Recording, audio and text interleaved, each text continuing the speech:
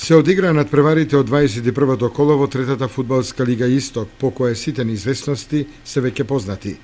Беласица по победата во Радовиш против домакинот Плачковица на едно коло пред крајот на првенството се одлепи на 4 бода, со што и официјално се промовира во шампион за оваа година.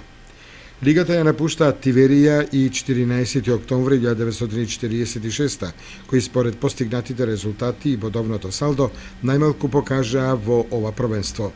Осогово од Кочани моментно се наоѓа на 8-то место, што е далеку од амбициите кои се најавуваа пред стартот на првенството.